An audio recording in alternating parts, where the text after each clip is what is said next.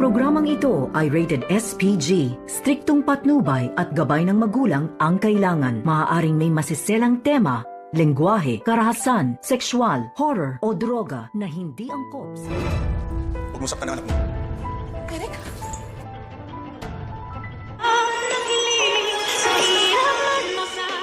Narito na nga ang ating pakaabangan ngayong Lunes. Sa abot kamay na pangarap, marami nga ang nagulat dito sa nangyari dahil sa ginawa ni Giselle na kinaladkad niya itong si Justin palabas ng Apex Hospital. Wala daw itong karapatan ng bastusin itong si Giselle sa loob ng kanyang ospital at dito nga na biglang dumating ang lalaking hindi pa kilala at dito naman na sinabi ng lalaking ito na wag daw saktan ni Giselle ang kanyang anak at sa narinig nilang lahat ay labis ngang nagulat ang mga ito, lalong-lalo na itong si Giselle na tinanong niya ito kung tama ba ang kanyang narinig dahil dito kay Eric na yun pala ay ang ama dito ni Justin at dito nga nasiwalat na ang katotohanan na buhay pa nga talaga itong anak ni Giselle na si Justin. At dito rin na tumawag itong si Kinito dito nga kay RJ at sinabi na kinakailangan daw niyang makausap itong si Giselle tungkol sa kanyang anak.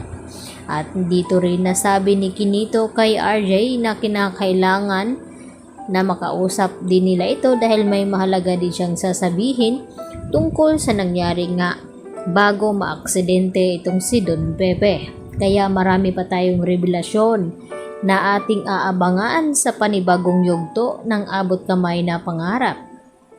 Samantala napaiyak naman itong si Lynette nang magsuklay nga ito na nalalagas nga itong kanyang buhok at naalala ni Lynette ang kanyang nakaraan noon na nagkaroon nga siya ng cancer kaya nakalbo siya at dito naman na ginamot ni Annalyn Santos itong si Lynette at ngayon tila bumabalik na naman ang kaba sa kanya at umiyak siya dito kay Carlos Benitez at tinanong niya ito kung ano daw ang nangyayari sa kanya at ang sabi naman ni Carlos ito ay simbolo ng pagiging stress dito ni Lynette at nagiging traumatic kaya kinakailangan daw niyang magpatingin talaga dito nga kay Evangelista dahil siya ang makakatulong dito kay Lynette nang sa ganon ay hindi lalala ang kanyang kalagayan.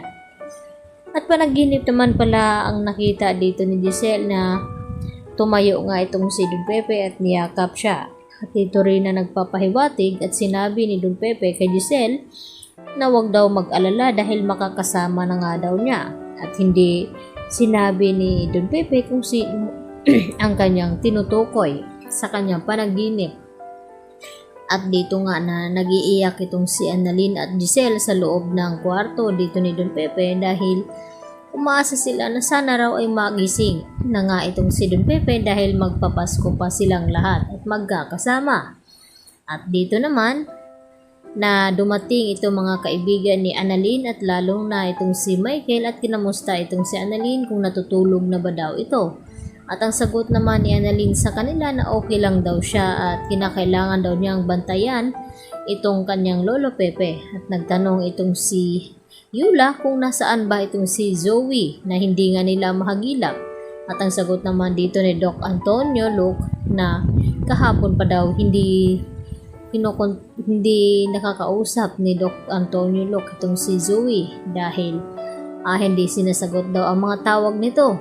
Kaya nagtataka na ang mga ito kung nasaan ba at sabi naman ni Annalyn na sana raw ay intindihin na lang muna daw nila itong si Zoe dahil sa nangyayari nga ngayon kay Lolo Pepe at nakiusap itong si Annalyn na kapag pumasok na sa Apex itong si Zoe ay sana wag na daw nila itong paringgan na kung ano-ano at humahanga naman itong si Doc Remeneses dito sa kabaitan dito ni Annalyn na kahit inaaway siya ni Zoe ay mabait pa rin ang kanyang pakikitungo.